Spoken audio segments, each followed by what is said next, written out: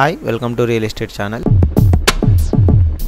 Hyderabad real estate స్వరూపం మారిపోతుందా? Hyderabad real estate market కుప్పకూలిపోతుందా? ఇప్పుడు జరుగుతున్న వ్యాపారం భవిష్యత్తులో జరగదా? ఇప్పుడు ఇదే చర్చ నడుస్తోంది. కాంగ్రెస్ ప్రభుత్వం వస్తే రియల్ ఎస్టేట్ మార్కెట్ పై ఉన్న అనుమానాలు ఊహలకు మించి మరింత నష్టం జరిగే సూచనలు కనిపిస్తున్నాయి. ఇదే విషయం ఇప్పుడు రియల్ ఎస్టేట్ మార్కెట్ వర్గాల్లో వ్యక్తమవుతోంది.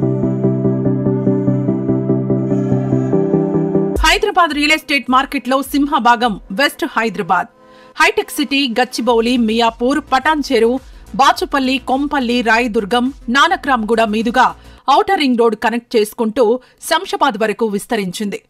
కేసీఆర్ ప్రభుత్వంలో రాయదుర్గం శంషాబాద్ మెట్రో రైలు ప్రారంభోత్సవంతో ఆదిబట్ల, నార్సింగ్, నానక్రామ్గూడ, పోలీస్ అకాడమీ, రాజేంద్రనగర్, శంషాబాద్ మధ్య 30 కిలోమీటర్ల పరిధిలో రియల్ బూమ్ నడిచింది. ఔటర్ రింగ్ రోడ్, మెట్రో రెండింటినీ బ్యాలెన్స్ చేసుకుంటూ ఇన్నర్ రింగ్ రోడ్కు రెండు వైపులా భారీ ఎత్తున రియల్ వెంచర్స్ వేశారు వ్యాపారులు. హైటెక్ సిటీ నుంచి శంషాబాద్ మధ్య రాబోయే మెట్రోను చూపించి గజం 20,000 రూపాయల చొప్పున అమ్మేశారు వ్యాపారులు. లక్షల కోట్ల రూపాయల వ్యాపారం నిన్నటి వరకు నడిచింది. ఇప్పుడు తెలంగాణలో వచ్చిన కాంగ్రెస్ ప్రభుత్వం రాయదుర్గం శంషాబాద్ మెట్రో ప్రాజెక్టును పక్కన పడేసింది. దీన్ని నిర్మించే ఉద్దేశం లేదని స్పష్టం చేసింది. దీంతో ఈ ఏరియాల్లో ఒక్కసారిగా రియల్ ఎస్టేట్ మార్కెట్ ఢమాలైంది. ఎన్నికల ముందు నుంచి అరకొరగా ఉన్న అమ్మకాలు మెట్రో ప్రాజెక్టు రద్దుతో పూర్తిగా కుప్పకూలింది. గేటెడ్ కమ్యూనిటీ నిర్మాణాలు సంగతి పక్కన పెడితే ఓపెన్ ప్లాట్ల వ్యాపారమైతే పూర్తిగా పడిపోయింది. పెట్టుబడిదారుల ఊసే లేదు.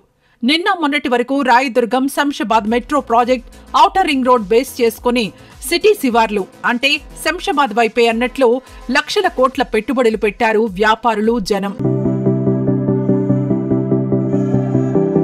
రాయదుర్గం శంషాబాద్ మెట్రో ప్రాజెక్ట్ రద్దు కావడం, వెస్ట్ హైదరాబాద్ సైడ్ కాంగ్రెస్ ప్రభుత్వం ఆశించిన స్థాయిలో ఆసక్తి చూపించడం లేదనే వార్తలొస్తున్న క్రమంలో రియల్ ఎస్టేట్ వ్యాపారులతో పాటు ధరలు పెరుగుతాయని పెట్టుబడి పెట్టిన లక్షల మంది ఇప్పుడు తమ ఆస్తులకు రేట్లొస్తాయా లేదా, భవిష్యత్తులో అయినా రేట్లు పెరిగే అవకాశం ఉందా అనే భయాందోళనలో పడ్డారు.